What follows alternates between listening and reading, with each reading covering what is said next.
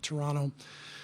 They're a fantastic basketball team, great defensively, share the ball, play a beautiful style, a lot of great two-way players, and a lot of veteran players who have been in this league contributing for a long time. And so I'm very happy for them. Winning a championship is the ultimate in this league, and they've got a lot of guys who have earned this. So congrats to Toronto, to their organization, to their fans. They are a worthy champion. Let me say a couple words about our team. It's hard to put into words how I feel about our team. What I've witnessed as their coach over the last 5 years it is just an incredible combination of talent and character and commitment to each other. This just doesn't happen. A group of guys like this don't come around together and do what they did over the last 5 years. And I've been lucky enough to be their coach. That's what I told them in the locker room. I can't tell you my gratitude in terms of just being put in this position, to be with this group and to coach them and to help them. But I could not be any luckier as a coach, to be with these guys every day and to watch them compete. And boy, do they compete. I think they showed that in this series and throughout the playoffs. So with that, I will take some questions. Anthony, on your right. Anthony Slater with The Athletic. I know it's obviously so fresh now, but how much do you think, a couple of years from now, you'll look back at this season with the what ifs on the injuries with Kevin and obviously what happened to Clay tonight? Yeah, I mean, more than the what ifs is just feeling bad for the players involved. Injuries are always part of the NBA season, any professional sport. Injuries play a huge role, and it's just the nature of these injuries, the severity of these injuries, and we'll know more about Clay, but we can sit here and say, well, if this hadn't happened or that hadn't happened, that doesn't matter. What matters is, Kevin Durant is going to miss next season with an Achilles tear, and Clay suffered a knee injury, and we'll know, as I said, we'll know more before too long. But it's just brutal. It's just brutal what these guys have had to deal with and what they're dealing with right now. And so that's my initial feeling. Tim, over here on this side. Siakam, The Athletic. Steve, just what is going through your mind when you see Clay go down and obviously in pain, and you already have Kevin out, you have Kevon, wearing an ice pack and a harness practically when he's not playing. As a coach, does it dawn on you that what is happening here, and what are your players saying? What's the emotion through all this? It's amazement that we're sitting in this position, during the game, we have a chance to win the game, force a game 7, go back to Toronto, and you just think, how has this group of guys put themselves in position to do it? And then, as I said, when Clay goes down and is out for the game, it's just, sort of you got to be kidding me. Like, this has to stop. But it's just the way it's gone. I don't know if it's related to 5 straight seasons of playing 100+ games and just all the wear and tear, but it's devastating. When Clay came off, it looked like he was not going to come back, and then came back down the tunnel. Did you think he might be able to play again, or was it just strictly to shoot the free throws? Well, I think what happened was he wasn't aware of the rule that, if you don't shoot the free throws, you can't come back in the game. So I think somebody told him in the hallway. Clay being Clay, he just turned right around and came back and shot the free throws. And, we committed the automatic foul to get him out of the game. And he came back and he told me just 2 minutes. I think there was, 2 minutes left in the third. He said, just a 2-minute rest, I'll be ready. And next thing I heard was he was done for the night from Drew Yoder, our trainer. Over here in the aisle.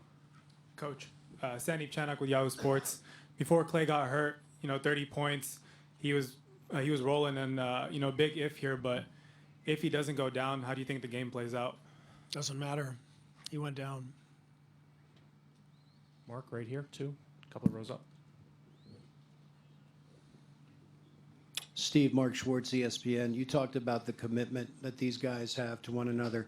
How did that commitment get you past Clay's injury to Steph having an open look for a game-winning shot potentially?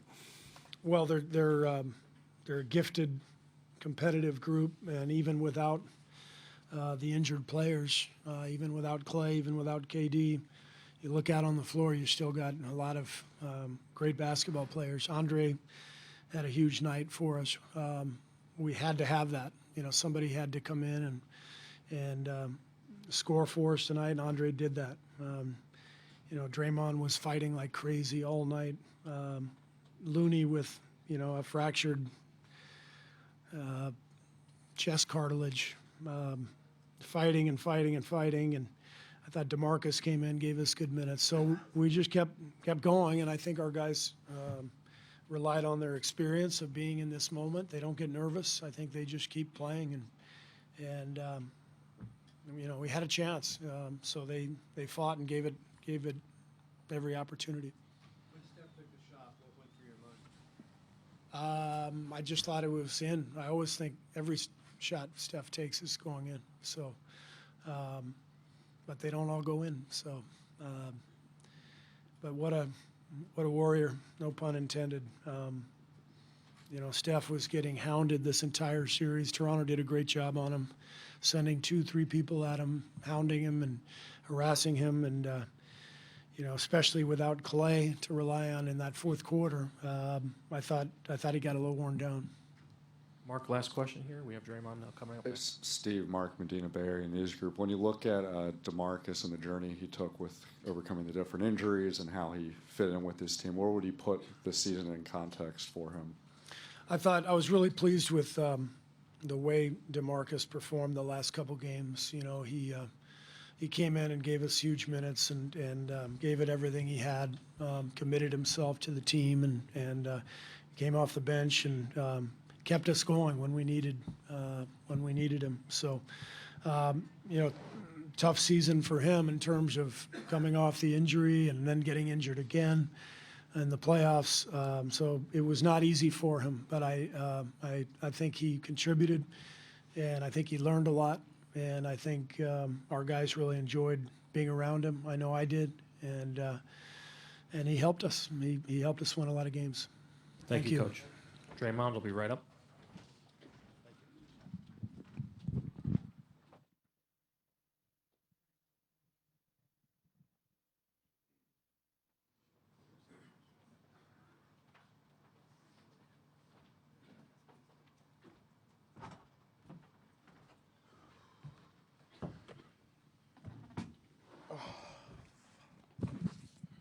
We'll take questions for Draymond. Over there in the middle, Robert, on 3. Come on her up. Low.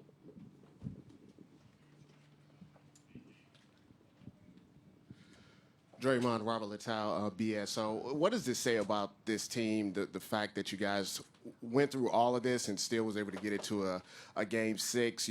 How do you feel about your teammates, about the team, the 5-year journey, and just kind of encapsulating all of that into, what's happening right now? Feel great, to go to war with those guys every single night. Through everything we went through this year. You look at some of the stuff that's going on, and it's like, oh, that was 2 years ago. No, that was like 5 months ago, 7 months ago, 2 months ago. Like, everything this team has been through, I'm extremely proud of the guys. The way we fought, it's great. But, we lost. There's no moral victories. congratulations to Toronto. They played a great series, and they deserve to win. Nick, back here on the left. Draymond, Nick Friedel, ESPN. Just following up on that, how much solace are you guys able to take now and maybe in the months ahead at the way in which you fought in these last few games, as shorthanded as you were with KD and Clay and everybody battling injuries? Obviously you feel good about it, but it's no shocker to us. We know what this team has been made of all along. I've said it over and over again. The pretty offense will always be the storyline, but this team, ton of heart. Everybody who step on that floor display a ton of heart. So, it's no shocker to us that we continue to fight. But like I said, we came up a little short. That's just it. Third row in the center, CJ. CJ Peterson, the San Francisco Examiner. Draymond, Steve said earlier that, just considering all the injuries you guys faced, he was, shocked you guys were in this position, able to, you guys' wherewithal and be able to come back and do all this. Considering all that, do you guys think you guys maybe left some opportunities out there, like 8 missed free throws, obviously the shot at the end of the game where Steph didn't hit it? Do you guys think you guys maybe left some stuff out there tonight? I think every game you leave something out there. I don't think anyone leaves any game and feel like you did everything you could have possibly done to the T. That's just a part of what, the game that we play. Obviously, the missed free throws, they usually come back and bite you. And they probably did, but there were several things that went on throughout the course of this game, which is why we lost. So, I think I can look at every loss in my career and every win and nitpick. End of the day, we lost, so it's all that matters. Next seat over. Yeah, Draymond, Jeff Ferrato, Bay Area News Group. Can you talk about Klay Thompson's performance, what you saw when he went down, and just how much it hurt you guys to not have him the rest of the game? Without Klay, it's tough. It takes some shooting off the floor, so spacing is not quite there. Obviously one of our best defenders, and probably the guy that got the most heart on his team. It's not really the most popular opinion, but, as a guy who's been with Klay for 7 years, I don't know many people with as much heart as Klay. So, the way he was playing, as aggressive as he was, he was carrying us. And, when he went down, obviously, we lose a lot. But When he came back out of the tunnel, did you know it was just to shoot the free throws, or did you think Klay's coming back, he's going to play some more? I knew it was just to shoot the free throws. But also with Klay, if they would have let him stay out there, he would have stayed. That's just who he is. You see, he try to run back down the floor. Like, what are you doing? But that's Klay. How many people is going to play with a hamstring injury? No one. Like, no one does that. So that's just who he is, man. That guy is he's a warrior. And obviously that's, no pun intended with that, but it's no other way to describe him. He's going to give everything he got every time he step on the floor. And even some things that he don't have, which is health. He was going to try to give it more. That's just who he is. That's why we love him. Steve on the right side, fourth row. Steve Ashburn, NBA.com. There's been an end-of-the-run air to a lot of the coverage and discussion even tonight. But some version of you guys is going to show up in the fall and step back out on the court. Will you be dragging an accumulation of wear and tear? What do you expect is next for your group? Yeah, I think everybody thinks it's kind of end of us. That's just not smart. We're not done yet. We lost this year. Clearly, just wasn't our year. But it's how the cookie crumbles sometimes. But yeah, I hear a lot of that noise. It's the end of a run and all that jazz. I don't see it happening though. We'll be back. Final two questions in the front and then in the back here. Draymond, Trista Crick, USA Today.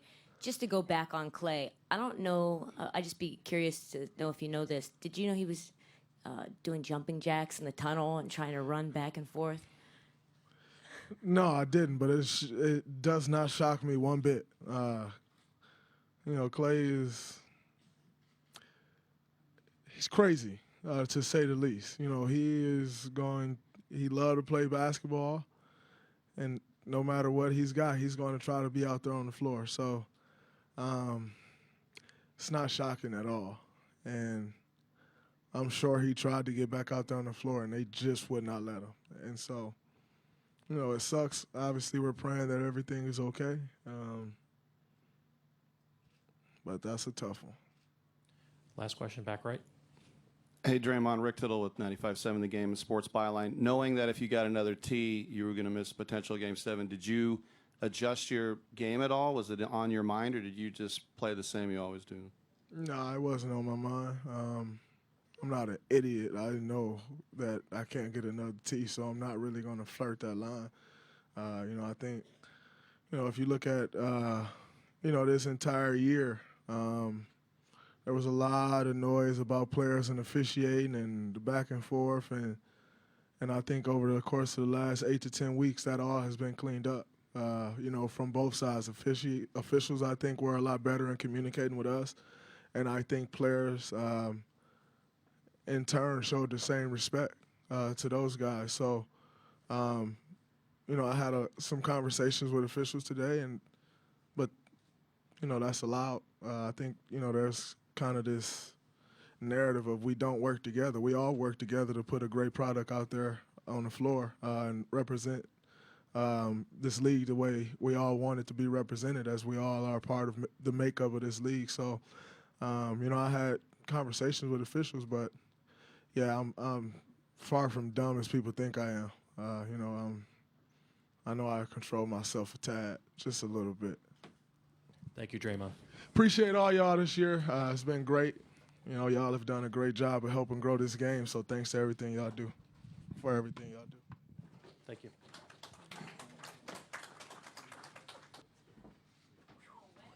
Yeah, a little wet.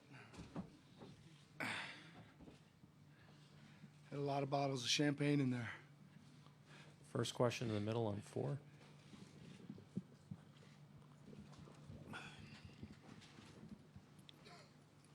Coach, congratulations. Ryan Leong, Associated Press Broadcasting. There was so much that happened between last year's offseason and where you're sitting at right now at this podium. Can you just talk about what it means to have gone through all that, becoming a first-year head coach, and after all the changes in the offseason, getting Kawhi Leonard, culminating in the city and the first championship for Toronto? I mean, yeah, it was a heck of a 12 months, and I don't know. I just try to take things as they come. You didn't look too far ahead. Obviously, when we made some additions to the team, we thought we could be good, but we had no idea what the health status was and all those things. And again, you just got to go take the guys you got and go play and manage it the best you can. And then look at the opponents and try to figure out a way to beat them. And it was a great group, though. They really played together. I thought they really fought hard. They were tough-minded. They didn't seem like this was wearing on them at all. 2 months of playoff basketball. They never seemed tired to me mentally. They kept wanting the film sessions. They kept wanting to walk through things. They kept wanting to keep learning and improving, and I think that was a big key because we had to do that in the playoff run because we really hadn't had all that much time together. Steve on the right side on the 4th row. Steve Ashburner, NBA.com.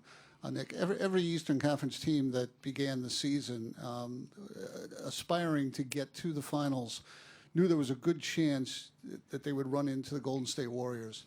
How much does it add to what you guys have accomplished that you beat a team that will be considered one of the greatest in league history? Well, I mean, first of all, you're right. I think you thought get through the East and the chances were you were going to be playing Golden State. I mean, I probably stayed up late and watched Golden State more than anybody just for the heck of it, right? Just to see what they were doing and all that kind of stuff. Yeah, I don't know. It means a lot for our city and the country and for these players staff, an incredible group of people, my assistant coaches and the support staff. And I don't know if it would have meant any more or any less, to be honest with you. You get the win and you're just happy you got it and celebrate that fact. As you saw the attrition in their team, the injuries, and the fact that they were still in it right up to Steph's shot at the end, I mean, does it add to the respect that people in the league would have for a team like that? 100%. That was hard on them, right? I think they had a rough year injury wise, and they kept playing. They got through some playoff rounds, and guys in and out, and obviously a lot of things, a lot of bad breaks in the finals, to be honest. And like us, they kept on playing. We just had to keep on playing no matter who was out there, and I think they were super intense, high-level games, and both teams desperately trying to win. And I have a tremendous amount of respect for Coach Kerr and his staff and their players, for sure. Tim, last row in the back. Nick, Tim Reynolds with the AP. Congratulations, of course. I know you are your least favorite topic, so I'm probably going to regret asking this question, but what do you think your story says as far as a guy who played mid-major, a guy who had to go to Britain, a guy that had to win a couple titles in the G League before you got that phone call to come talk about offense, and the story you were telling earlier, yesterday or today or something? They all blend in now. What do you think your story is going to mean to the coach who doesn't think he's ever going to get the shot? Well, I would hope it inspires some people that are in those situations to keep working. I always say that all those jobs meant the world to me at the time, right? Winning with Birmingham in '96, or winning with Rio Grande Valley, whatever year that was, and those games and jobs meant the world to me, and I loved all those jobs. And I think you can't do very good work if you don't love what you're doing. And I don't know, and I never really got discouraged. I didn't really care at the level I was coaching at. I was just trying to learn and get better. That's it. Coach, thank you very much. Thank you.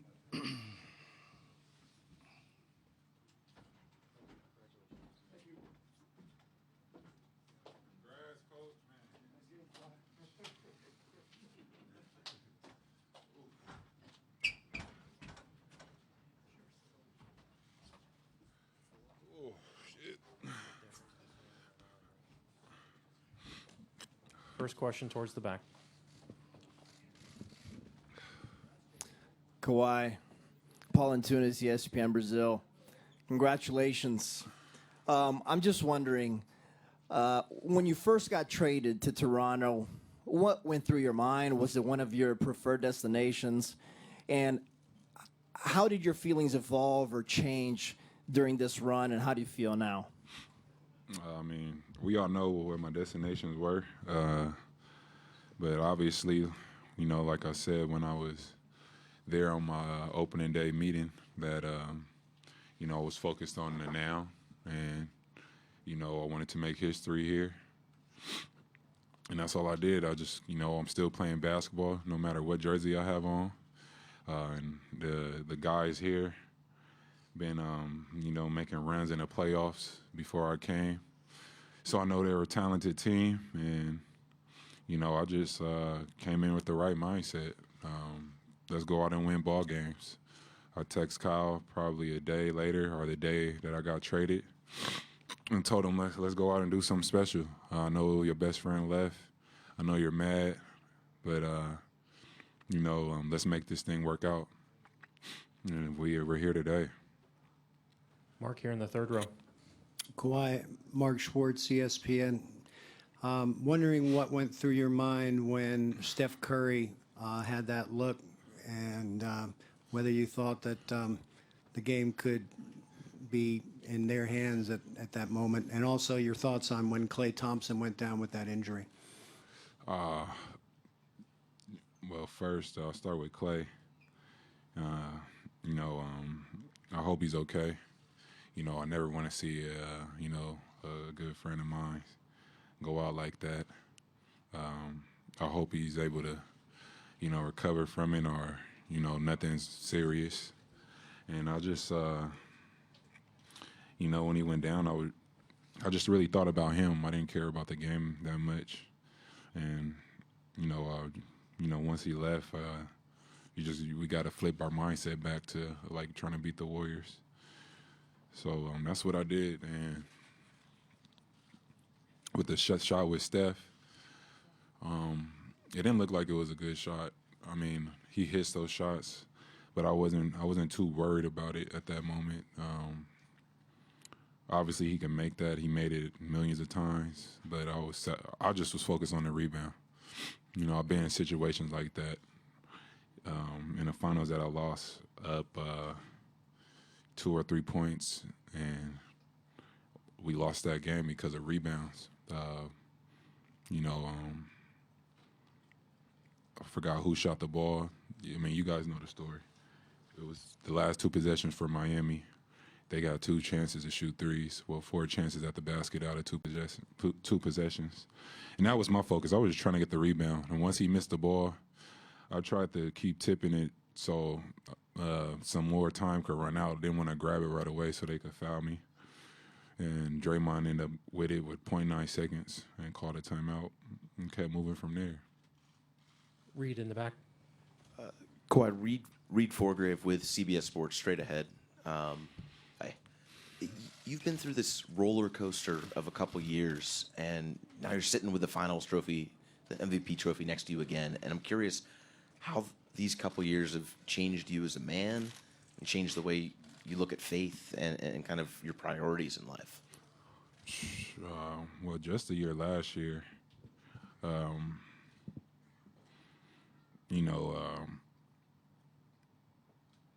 lot of people were doubting me.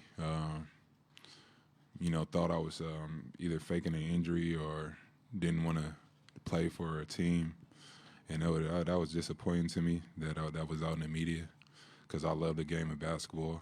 Like I always say, if we're not playing this game, if we're hurt, I mean, you're down. So me just, going through that, and, I just knew that I have to make myself happy and no one else. And I have to trust myself. And it doesn't matter what anybody has to say about me. I know who I am as a person. I know how I feel. And always just trust yourself. And that was my goal and my focus. And, that's one of the things that, I take on the floor. I don't care about what media has to say about me, or if they want me to score or whatever, 30 points, because I did the game before. I'm going to come out and play the right way. I'm not trying to make headlines.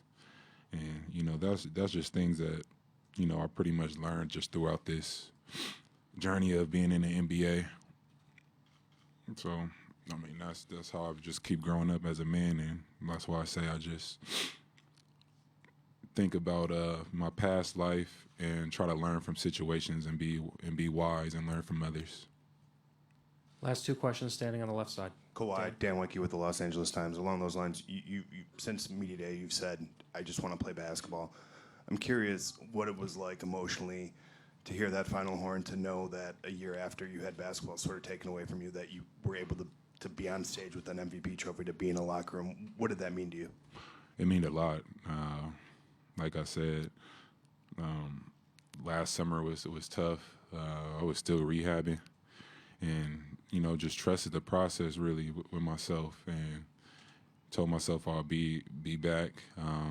I wasn't gonna come back until I could be the player I am today. I wanted to come back in the same shape and form without, coming out playing 5 games and then re-injuring something. I wanted to be able to play the season, or what I did this year. I wasn't able to play 82, but I'm happy that I got to the 60 games. But just be able to win this championship this year is just something special for me, because how the last year everybody was looking at me, and I stayed true to myself, and I had a great support system. And once I got here to Toronto, they understood everything, and the move kept moving from there. Last question standing in the back. Martenzie Johnson, the undefeated. You're obviously known as someone known for their defense. How special was it to receive the MVP award from Bill Russell? It was very special. Obviously, I didn't come out in this series trying to win it. You know, it was a whole group collectively. Tonight, Fred played amazing in that fourth. Kyle played amazing tonight throughout the whole game. Pascal played big. And, you know, I just kept striving and, you know, pushing. And, you know, I ended up with the trophy, but everybody deserves it. Thank you, Kawhi.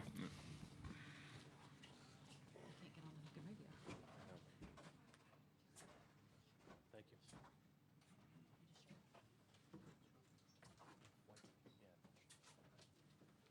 Rovin, trophy.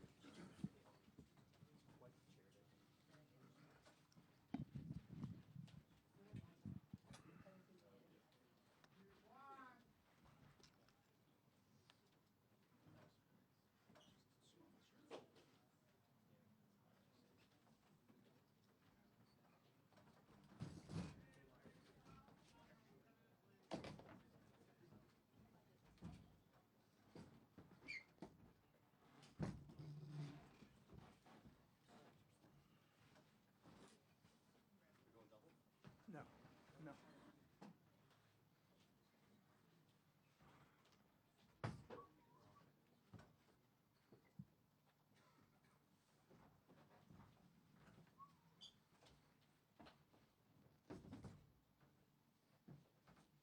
Robert, first question.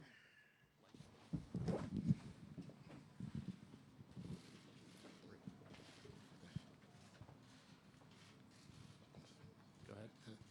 Robert Littau, BSO. When Draymond was in here, Steph, he said that he felt like a lot of people looked at this like an ending to you guys' run, but that would be a mistake on their part. Can you talk about the resiliency of your team, and if indeed you had that feeling as well, and should people not put you guys in the grave right now? I mean, tough way to go out. You obviously credit Toronto on a great series. They went out and won it. They played amazing tonight, all across the board. They had contributions, and yeah, it's a tough feeling, you know, being on this side of losing in the finals. But I think a lot has been, you know, proven about who we are as a team and the fight that we have and all the adversity that we dealt with, and you know, this entire playoff run, and you know, it's a one-possession game to keep our season alive tonight. So we'll be thinking about this one. It's tough, but our DNA and who we are, and you know, the character that we have on this team, I wouldn't bet against us. You know, being back on the stage, you know, next year and going forward. So really proud of the way that we fought to the end. And this 5-year run's been awesome, but definitely don't think it's over. Next question right here. Julianne Herrera, ABC 7 News.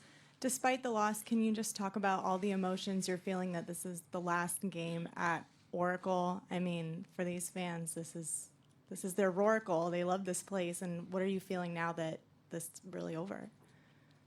I mean, a lot of different emotions, a lot of thoughts. No regrets at all about, again, what we've been able to accomplish and even how this series ended. So we've had a lot of great memories in this building. I think it's iconic in the sense of our entire history of this organization and how we got to this point. And, you know, whenever I drive by it, I'll have great memories of, again, what we've been able to accomplish in this building. And as we, you know, move across the bridge, want to be able to continue that and create new memories. So hopefully, you know, every fan that was in this building appreciates the journey and the ride. You know, every fan that was watching how Oakland held us down, you know, for 47 years, and turn the page to you know, bigger and better things, you know, coming for this franchise. Fourth row on your right, Steph. Steph, Mike Gainer, Toronto Sun. You saw a lot of Fred VanVleet in this series. What do you know about him now that you didn't know before? I mean, he's a gamer. He hit some big shots, not just defensive pressure. He hit a lot of daggers that never seemed to panic when the ball was in his hands, and even tonight he hit like 3 of them that kept their momentum on their side. So I obviously saw a lot of bodies on defense, but he was one that took the challenge, and obviously he's a champion now, so well deserved. Next row back on the right. Steph, comparing the way you lose 3 years ago in the finals with almost got shut down at the very last second in the game 7 to this finals, with so many injuries, so many people got down. So which one is more painful for you guys?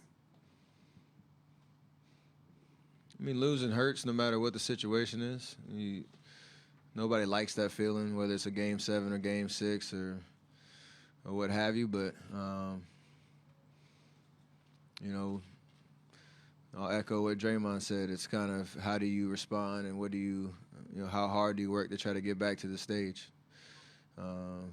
Soak up this feeling, because obviously we celebrated, we've had champagne, we've had rings, but this is the more motivating feeling in terms of how do you respond, how do you turn the page to new challenges ahead. So we'll be all right. Mark, Janie, and then Howard, last 3.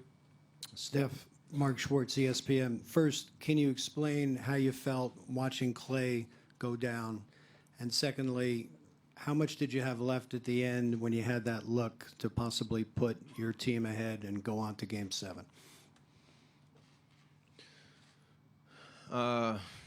It's just tough in terms of a guy like Clay that left it all out there. He was playing amazing tonight. And to see a freak play like that where, he lands awkwardly, I don't know the diagnosis yet, but you think about the person and the guy and how much he loves to play the game, and that's the only thoughts you have. It's really not about, what it means in terms of playing basketball. It's just I'm more concerned about him as an individual and hoping that he's all right. So I kind of,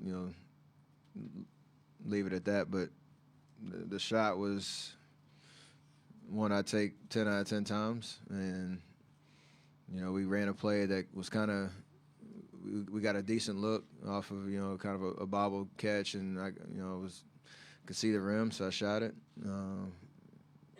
I'll live with that. We always talk about that, myself and Clay, in terms of shots that we take. You live with it, and I'd shoot that shot every day of the week. Janie, back center. Steph, Janie McCauley from Associated Press. You've said so many times this season, how difficult it is to win it all, and how you guys need to cherish every moment together while this team is together. Do the events of the last couple days where Kevin has surgery and Clay goes down just show you how many things have to go right for a championship? I mean, and how things sometimes don't work out. For sure. I mean, in the history of this NBA, you could highlight every team that was supposed to win or had the best team and all the different storylines. And, 82 games in a full playoff run, a lot can happen. And it's just a matter of how much you fight and just leave it all out there on the floor. I think the way that we have talked and described this journey and whatnot, I don't think there's ever been a situation where we've taken anything for granted.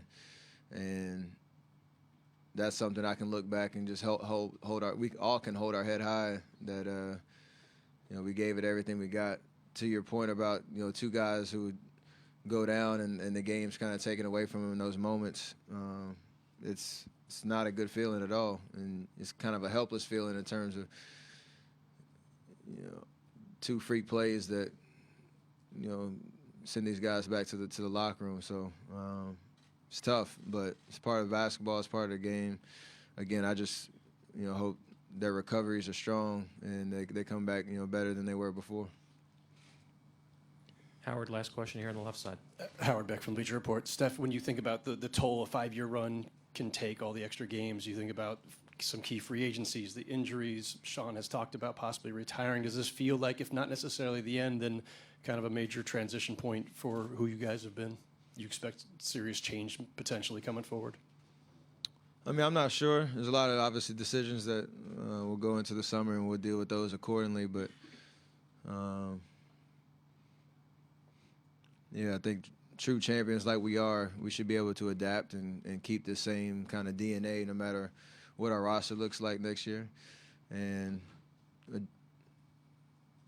have high hopes about being back on the stage, whether it looks the same or not, or obviously we're changing buildings and all that type of stuff. There is going to be some change, but we'll enjoy this summer. Like you said, it's been a long journey. We've played a lot of basketball. Get away from the game a little bit, refresh the minds. Guys go through some rehabs and get back stronger. Next season will be next season, and we'll come back with the right mentality. So it's kind of hard to talk about because it's a tough way to go out. It's tough to lose in the finals, but story's not over yet. Thank you, Steph.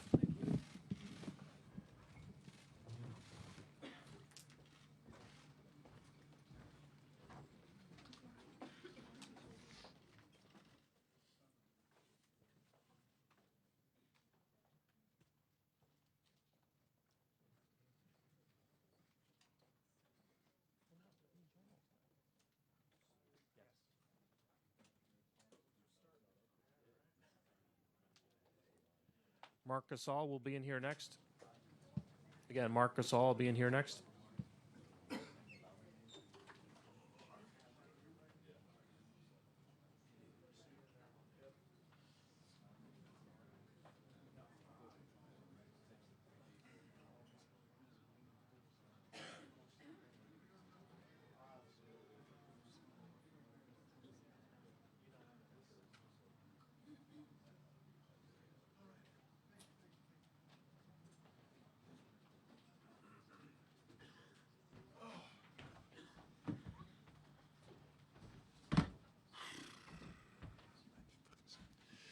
Take first question here in the second row. Sí, Marc, felicitats.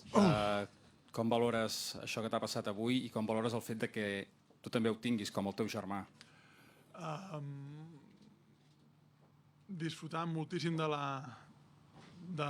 que és l'experiència, entenent també ho difícil que és guanyar un anell, tot i les lesions que ells han tingut demostren que és un equip campió, que té aquesta mentalitat, que sap jugar molt bé, que no deixen estar al partit, tot i haver perdut un jugador important al partit anterior, haver perdut un altre jugador important en aquest partit. Ells continuen atacant i tenen molta resiliència i ja et dic, molt feliç, molt content. Estan com cercle, el Pau Gasol, anell, germans All-Star, Ho sento, però Marc Gasol. ara no estic pensant en tot el que m'estimo jo en Pau, no estic pensant en Pau. O sigui, després el trucaré, està ell a Barcelona, estic segur que està molt feliç per mi. La nostra carrera o la nostra història ja era genial o única, no? Ens sentíem molt afortunats igualment, amo sense l'anell, això no és, jo crec que la conseqüència, no? o el guanyar no sempre valida les coses. Jo crec que és el procés i la manera de ser i el dia a dia que et fa ser d'una manera, però d'alguna manera quan guanyes també t'ajuda a relaxar-te també, a disfrutar-ho, i és una miqueta aquest moment que estem ara païnt. Third row on your right. Kahari Jones, Post-Up Jones. Marc Gasol, this is your first championship, and how does your leadership play a part in making that happen, and what does this mean to you? It means a lot of things. It means the world. I've been floating for the past couple hours. I'm thrilled. So many people deserve this. Even though Golden State had some tough injuries, the last game and this game, they showed you how much heart they have. How much what it means to be a championship team. And they didn't, make any excuses. They kept playing. They kept coming at you every possession, offensively and defensively. So, you know, have very, you know, much respect for those guys and the organization. With that said, you know, I'm very happy that we won. I'm so excited. It's just special feeling. You know, we have a special group of guys that are so carefree. They help one another, especially through the tough times when, you know, we could have pointed fingers at one another and blame each other. We didn't do that. We just held on to our brothers, and you know, I just have so many people to thank that we'll be here for a couple hours. So I want to thank everybody. Have you spoken with Paul Gasol yet? No, I haven't spoken to Paul. I only spoke to my wife, and that was good enough. Next row back, Mike on the right. Mike Ganter from the Toronto Sun over here. First off, congratulations. Thank you. Since that day that you arrived with this team in New York, a lot has happened, obviously. Was there a moment though that you got the feeling that you could get to this level, that you could be part of this? Oh, as soon as the trade happened, you saw the possibility. You just, you know, read the roster. It was pretty simple. You know, you can make, you know, excuses and say like, oh, you know, it'll take some time, but at the same time, you know, we all invested and we all thought, you know, let's help one another. Let's be the championship team that we can be. That doesn't mean that you can accomplish it, but the mindset was there, and the will was there, and the coaching staff was there too, and they pushed us every step of the way. Then everyone that surrounds the team, it's first class. It's just not an organization that you know, that takes shortcuts in any way, and that doesn't guarantee you that you're going to win, but it helps. For sure, does help. And I thought that, you know, everyone is just so positive throughout the way. Even though when we were down 2-0 against Milwaukee, guys, you know, okay, let's get better. Let's execute. Let's help one another. Let's do this. Let's do that. And nobody was, you know, blaming and kind of taking the shortcuts and kind of, you know, being negative. Last two questions, Davide, and then over here in the center. Mark, Davide Chinellato, Gazzetta dello Sport Italy.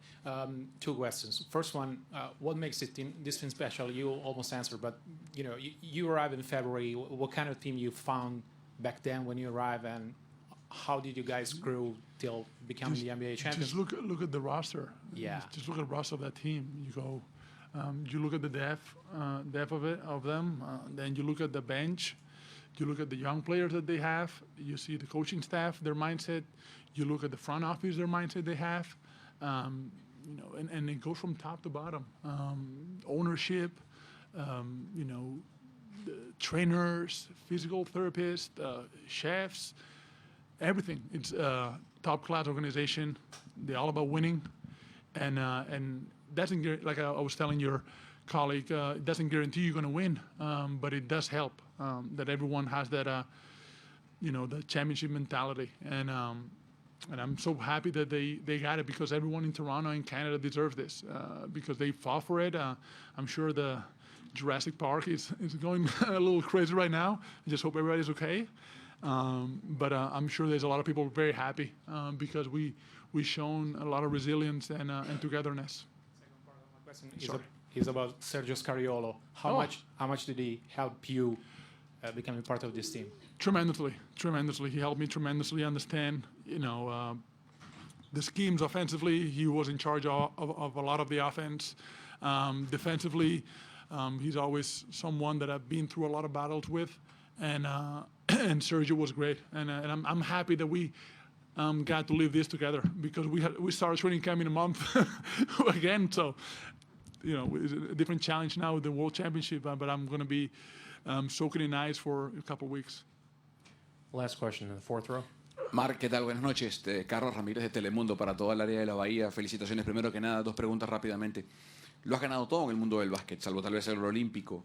¿Qué significa esto para ti comparado con el Eurobásquet, mundiales y todo lo que has hecho en tu carrera? Mira, la gran diferencia para mí está en que ganar un equipo 4 veces es muy difícil. Tienes que ser el mejor equipo, no tiene que haber ninguna duda. Y en todos los niveles, primera ronda, segunda ronda, tercera ronda, final de conferencia obviamente, y luego la final. Entonces es ser el mejor equipo en todas las eliminatorias y acabar arriba, pues para mí, ya te digo, es lo más difícil, tanto mental como físicamente, que jamás he hecho. Muy feliz de haberlo disfrutado, de haberlo vivido. Y no solo los momentos buenos, sino también los malos. Hay momentos donde es difícil, que te miras al espejo, que estás enfadado, que estás pues dentro de lo que el contexto que es el deporte, pues sufriendo. Y nada, muy contento. Y por último, ¿qué sientes que representa esto para España, un país que tiene el baloncesto casi tan a la altura como el fútbol, y especialmente, y especialmente en Barcelona, en Cataluña, donde los que hemos estado de Ministad y sabemos la pasión que siente el catalán por el básquet? Sí, ojalá estuviéramos... Pero no, yo creo que el deporte, el fanatismo que hay en el baloncesto, yo creo que hay que disfrutarlo por lo que es, ¿no? Y yo me siento muy afortunado de representar a tanta gente, tanto ya sea de allá en casa o luego en mi etapa en Memphis después de 10 años y medio. Es una curiosidad que había la mesa de anotadores de esta noche eran de los Grizzlies, eran de Memphis. Y fueron también el partido 3 y 4 y fueron bueno, sí, 3 y 4 y hoy. Entonces, para mí eso para mí me mandaba señales de confianza, de un poco de sentirte en casa. Y feliz por ganar, porque les veía a ellos y los veía felices también. Entonces, es un poco pues esta, ¿no? La culminación de un círculo bonito, de algo muy especial, y contento porque veo a la gente feliz. All right. Thank you. Pascal Siakam will be up next shortly.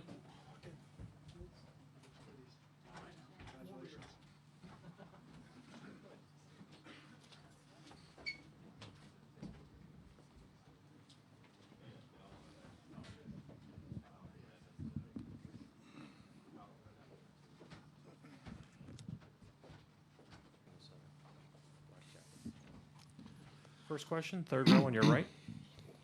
Pascal, first off, congratulations. Thank you. You all have a lot of international players on your team. How did the diversity of the team and the staff play a part in this championship?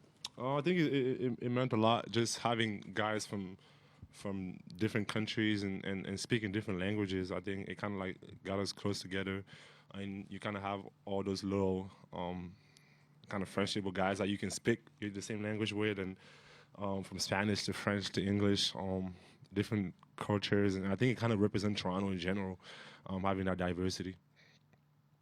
Third row over here, Lyle. Pascal, Olivier Paradis-Lemieux, Radio-Canada. Est-ce que tu peux me décrire un petit peu tes émotions d'être champion et peut-être un peu aussi tout le parcours que tu as eu pour te rendre jusqu'à être maintenant, avoir cette casquette sur la tête? Je sais pas quoi dire. C'est inexplicable.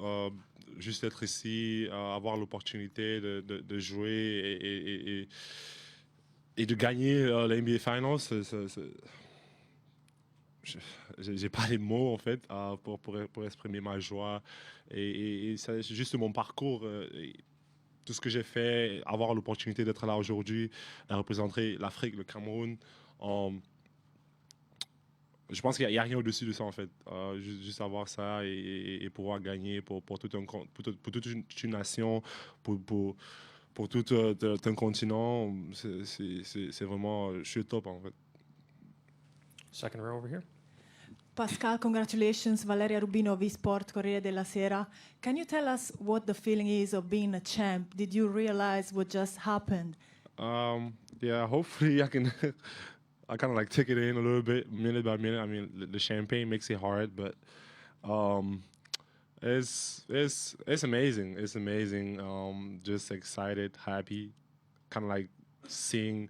It's hard to just sit down and think about everything, but just the hard work and everything you put in to be able to be here at this level and be able to win, it's a dream. It's a dream, and it feels amazing to be able to realize their dreams. Davide, again on the left side. Pascal, Davide Chinellato, Gazzetta Italy. What do you think made this team the best team in the league? What makes you so special, guys? I think we have. As a team, obviously we have the best player in the league and best player in this playoffs in Kawhi Leonard. But I think together we kind of like have this unit, like a bunch of guys that will go out there and wasn't they weren't top picks or whatever the case might be, but guys that just go out there and work every single day and try to be the best that they can be, and unselfish. It didn't matter, in the beginning of the season, Marc starting or Serge starting, and we had that change, and and every single time, kind of like everyone kind of sacrificing everything for the team and the greater good. I think that's what makes us so special. Just that we are a team, and that's what makes us dangerous. Again on the aisle over here. Pascal, une autre question en français. Nicolas Landry de RDS à Montréal. Quelle est ton appréciation du travail de Nick Nurse cette saison, tout au long de la saison avec vous, à sa première saison comme entraîneur-chef dans la NBA? Je pense que c'était bien, très bien pour lui d'être un coach sa première année en NBA. Bien sûr qu'il était dans le G-League, mais c'est sa première saison en NBA. Et bien sûr, il avait des choses à apprendre, mais il a continué à travailler dur et nous a donné l'opportunité d'être à ce niveau aussi. Donc, c'est une très bonne saison pour lui. Je pense qu'il va continuer à travailler dur pour pouvoir être le meilleur qu'il peut être. Mais je pense qu'il a fait un très bon boulot.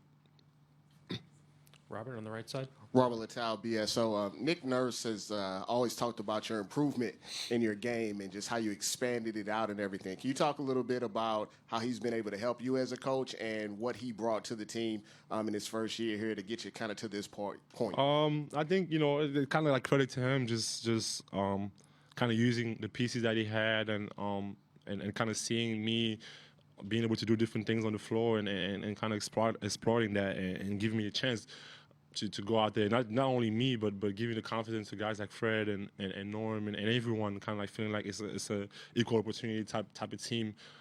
Obviously knowing who our best player is, but just continuing to trust each other and having that mindset that at any time anyone can go off, and he kind of gave us that freedom. So that's credit to him, and he's been able to do a great job with that. Take final two questions over there, and on the third row over here. Pascal Balantunas, ESPN Brazil. Just if you could touch on your journey in the last 2 weeks, getting to the final, having that wonderful game one where you were 14 from 17 from the floor, everything that just came with the finals.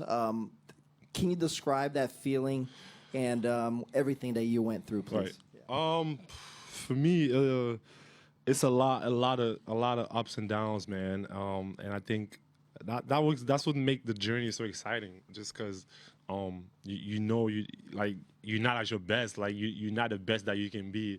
I think for me, as a player, a young player, just going out there every single day, knowing that I'm nowhere near where how good I can be, and it kind of gives me that opportunity to go out there and learn every single day, make mistakes and have bad games, but just continue to trust my work and everything that I put in to be here at this level, knowing that I deserve to be here at this level, and kind of working every single day to be the best player that I can be. It's going to have bad games. I'm going to miss shots, a lot of them. But at the same time, I just have to have the confidence to go out there and be myself and play the game that I love. And I think everything will always be okay when I do that. Last question, third row in the center. Kahari Jones, Post-Up Zone. Just speaking back on your journey, how do you feel like this will inspire kids in the Basketball Without Borders program? Oh man, I think it means a lot. It means a lot. I think that's one of the reasons why I'm here and I have this flag and kind of representing Cameroon and Africa. I think for me as a kid, I didn't have the opportunity to dream about this moment. I didn't think I could make it. I didn't think this was possible as a kid, and I think a lot of kids don't think that it's possible. And just me being able to be here today and telling them that, hey, look at me, I was a lowest crowning kid from Cameroon, Douala, and we just, couldn't even think about this moment, but here I'm at, as a champion, and I just want to tell them that it's possible, and that if you believe in something, go out there and work hard for it. Might sound cliche, but it's the truth. I'm the proof. Thank you. Thanks. VanVleet will be next.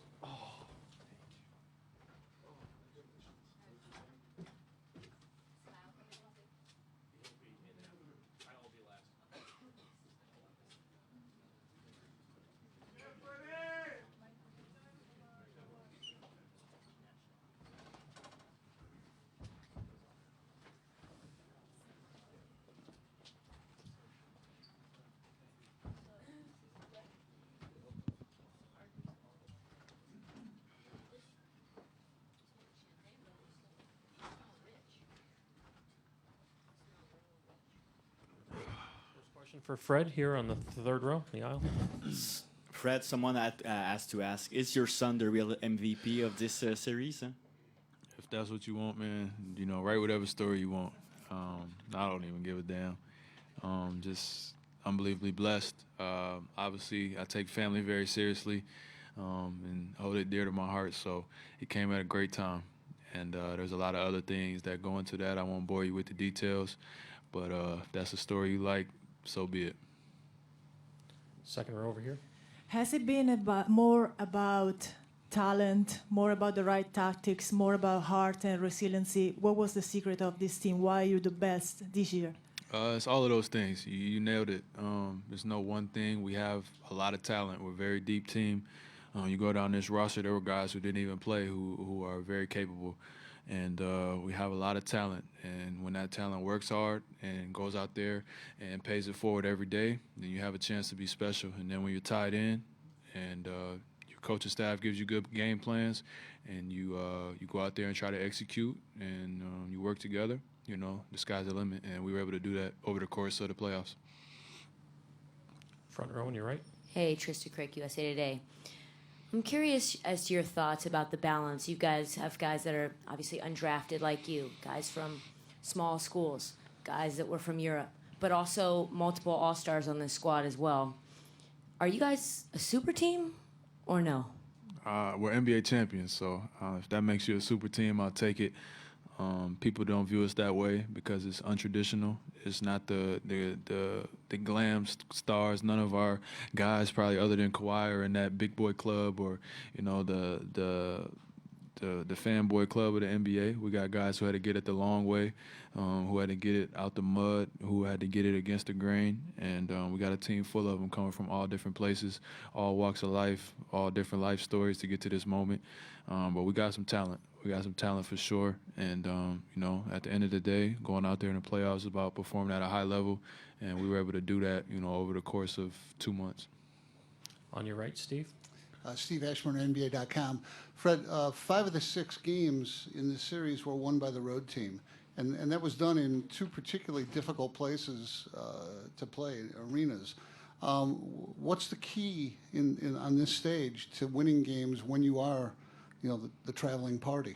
I think it allows you to lock in a little bit better. I think it allows you to have that us against the world mentality where the only thing that matters is the guy next to you, and your crowd being anxious and excited doesn't have any effect on you when you're on the road.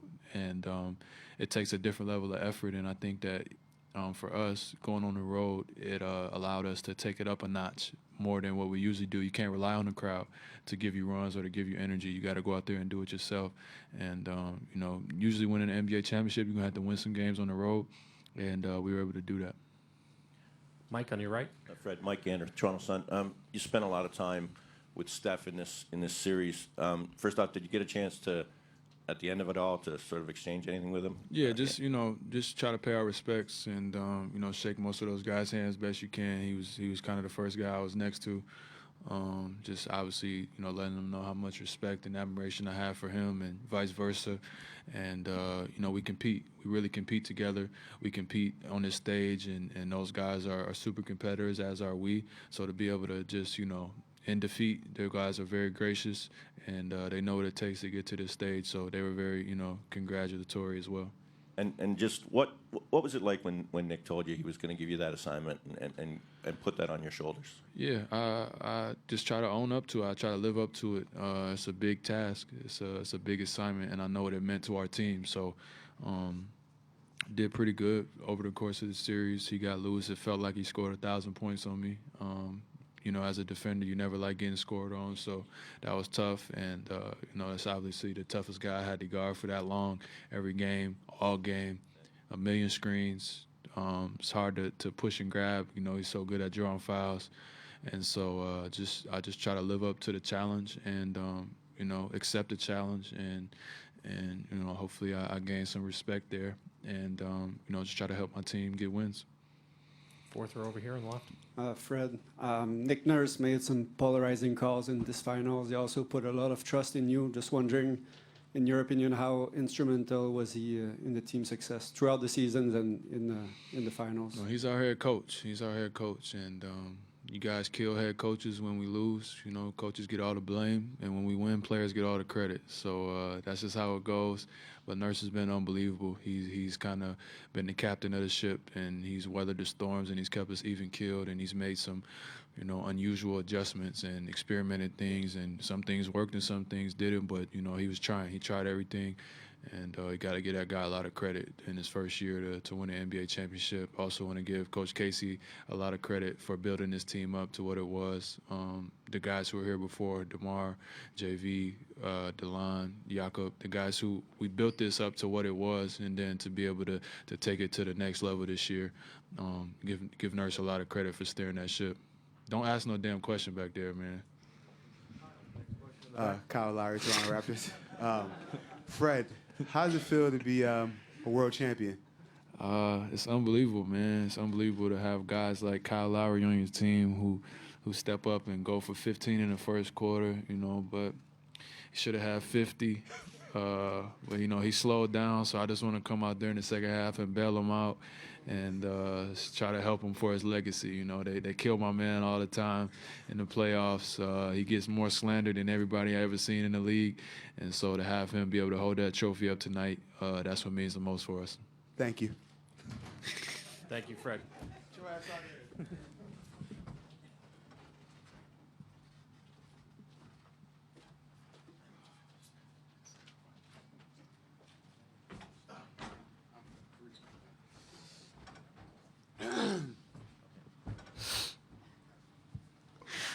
Next question in the back right.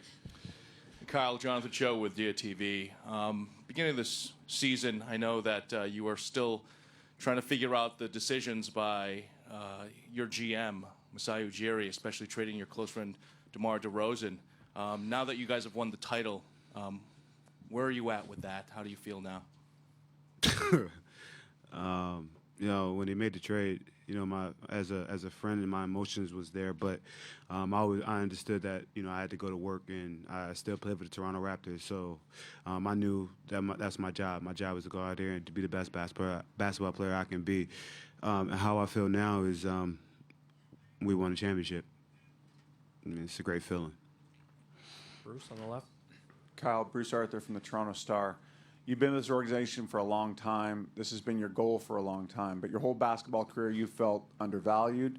You felt like you never found a home until here.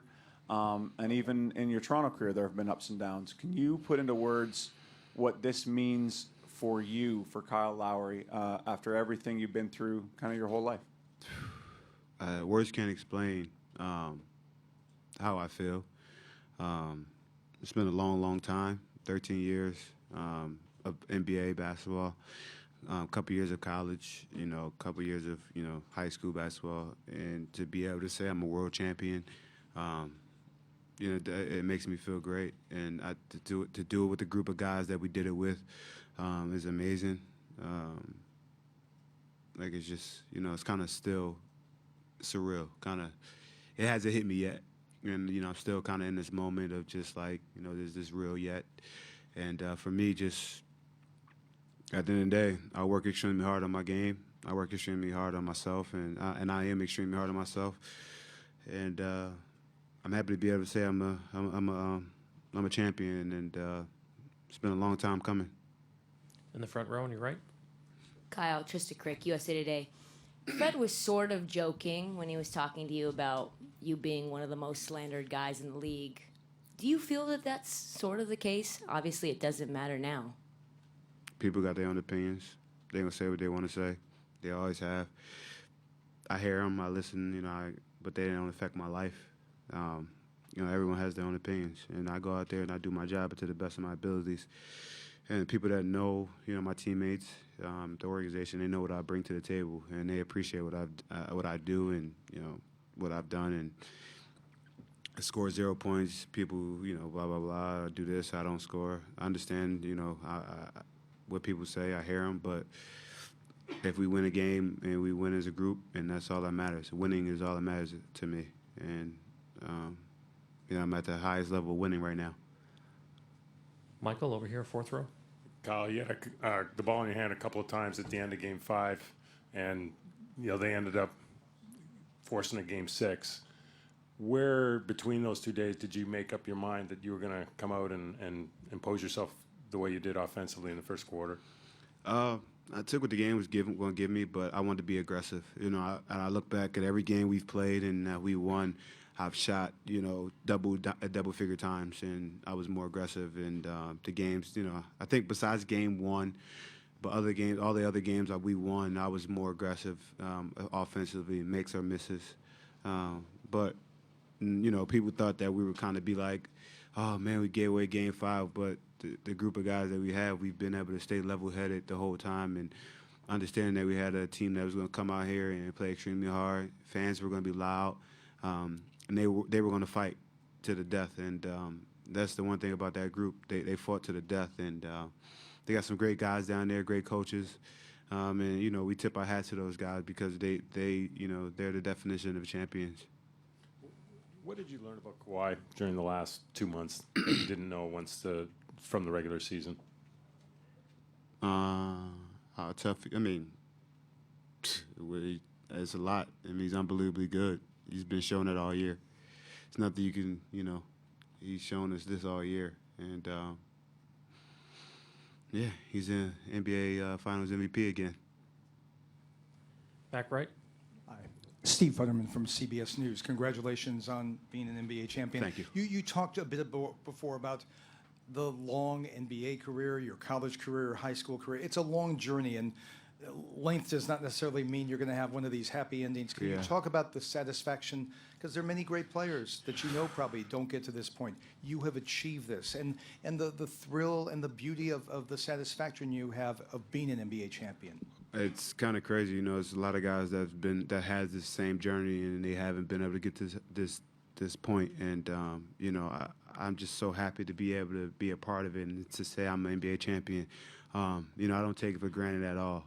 I know how hard it worked, how hard it's been, how hard it is to get here. I know how hard it takes, and it takes some luck also, and it takes some, you know, some purified professionals just to go out there and just keep going and working and trying to get it done. And I'm happy to be a part of that fraternity now to say I'm a champion. And were there some times, I'm guessing you're a human like everyone else, can you talk about now that you're on the top, were there some times when you said to yourself, I wonder, should I keep the battle going? No, I always want to keep working. I love this game. I love this job. I love my life. I just continue to grow, just continue to get better as a man, as a basketball player, as an individual. Last three, we'll do Eric, Robert, and over here. Eric Corrine, The Athletic. Kyle, two things. First, I noticed you weren't really in the fray too much in the locker room. What was sort of your celebration immediately after? And two, what are you going to do with all these balls you're collecting? I don't drink, so, you know, I didn't want to, you know, I did a couple sprays, and I wanted to, you know, make sure that everybody, I was in there a little bit. And for this basketball, I'll make sure that, you know, we'll put that one in the practice gym or somewhere and have it done up to say the 2019 NBA champions. That one would be displayed somewhere in Toronto. On your right, third row. Max from PPS. First, congratulations. Thank you. You've been with the Raptors for a few years. Mm-hmm. Must be a great feeling today. What do you want to say to the city of Toronto and the fans there? It's more the city of Toronto, the country of Canada. We did it. We brought it home, and we want everybody to celebrate safely. Robert Littal, BSO. When Kawhi was in here, he told a story about how he texted you shortly after the trade.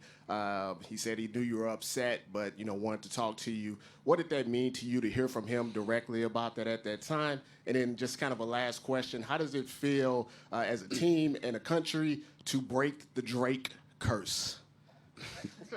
When he texted me, it was a quick text, and this just showed the type of person he is. You know, willing to reach out, you know, understanding that this situation was a little bit sensitive, but he knew that, you know, he felt something could be done special with our group.